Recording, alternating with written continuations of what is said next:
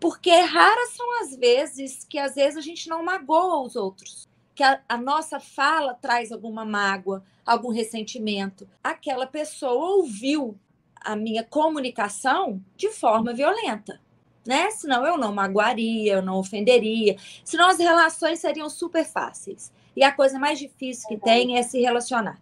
Por quê? A gente aprendeu a falar, a gente não aprendeu a se comunicar. A comunicação não violenta traz um aspecto humanizado dessa comunicação, como se fosse renascer essa habilidade em nós de comunicar. Ela divide em 4 componentes, que é a primeira, observação, tá? E aí eu vou falar um pouquinho sobre cada um e vou dar uns exemplos para a gente poder entender. Ótimo. Sentimento, que a gente também não aprendeu a exteriorizar sentimento. A expressar. A gente não aprendeu, não é nem isso, a nomear o sentimento. Às vezes você não sabe nem o que você está sentindo. A necessidade, que é o terceiro componente, e o pedido. Nossa comunicação, você ouve para reagir, você ouve para justificar, você não ouve para entender. Então a gente ouve e ali a gente já vai preparando o que é que a gente vai, a resposta.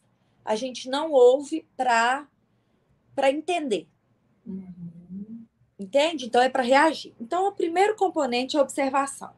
É você observar sem avaliar. Tentar entender ali qual que é a necessidade, qual que é a sua necessidade, qual a necessidade da outra parte. O que é o sentimento, né? Que é o segundo componente. Nomear os sentimentos, né? Entender os sentimentos que envolvem, que está por trás daquela observação. Nós, desde pequenos, somos desencorajados a expor sentimento. Menino não chora, você é forte, tá chorando à toa, chorando por bobagem.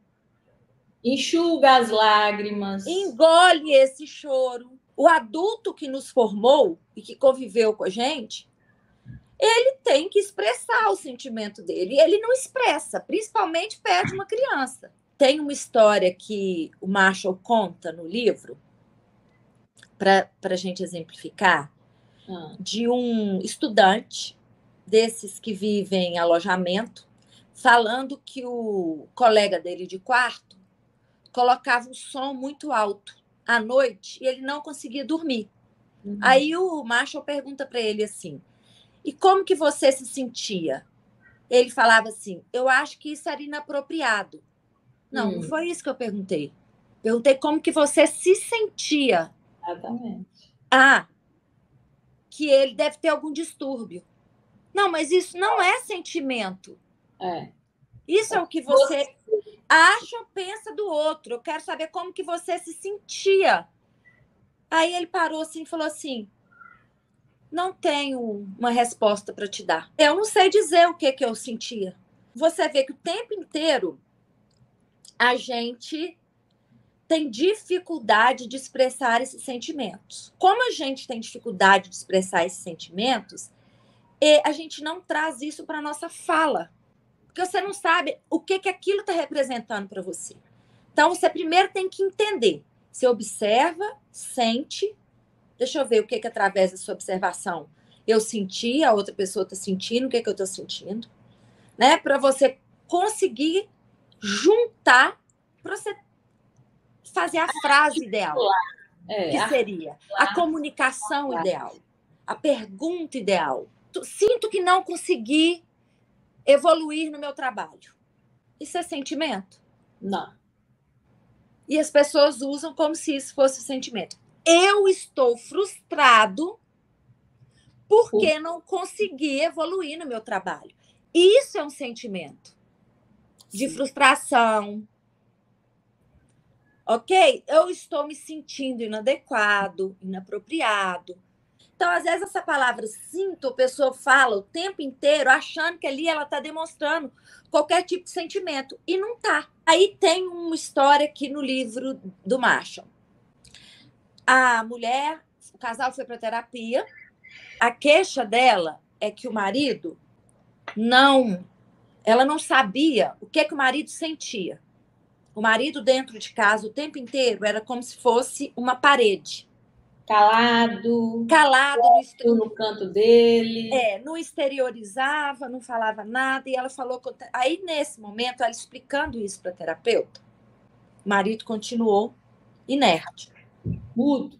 Ela falou assim, tá vendo? Ele é uma parede. É como se eu estivesse falando com uma parede. Quando ela faz isso, o que ela está fazendo? Ela está imputando a responsabilidade a ele. Como será que ele está ouvindo isso? Em nenhum momento ela diz como que ela se sentia quando ele se comportava assim. Olha só que coisa maravilhosa. Né? Então, assim, eu me sinto desvalorizada, eu me sinto abandonada. Vou até colocar isso aqui, Paty. Não, então, continua, por favor, que está maravilhoso. O sentimento ali não é genuíno, né? Você vê, quando ela fala isso, é uma postura acusatória. Ele, né? Ele age assim, ele faz isso, ele é igual uma parede. E em algum momento essa mulher relatou ou exteriorizou como ela se sentia. Sinto-me solitária, desejo contato emocional comigo. Quando ele se porta assim, eu me sinto assim. Nós falamos em terceira pessoa, quando a gente vai conversar com outro. Quando eu converso com você e você não entendeu o que eu disse, olha para você ver o que eu falei. Você não entendeu o que eu disse. Sim. Eu não me fiz entender. A responsabilidade pela comunicação é nossa, se é você que está falando. Você tem 4 maneiras de receber uma comunicação. Receber o que o outro traz para você. Aí a gente já entra no campo da necessidade. Quando eu escuto algo que me incomodou, ok? Eu posso culpar o outro, eu posso culpar a mim, eu posso tentar entender o que está por trás desta fala, ok? Ou tentar fazer com que qual sentimento e necessidade que isso criou em mim. O que essa pessoa quer dizer com isso? Então, você já pensou a gente que passou uma vida comunicando errado, aprender a comunicar certo? Às vezes eu escrevo no WhatsApp alguma coisa para alguém, aí eu apago, aí eu começo de novo. Peraí, tá errado. Não é assim, não. Eu tenho que começar de trás para frente.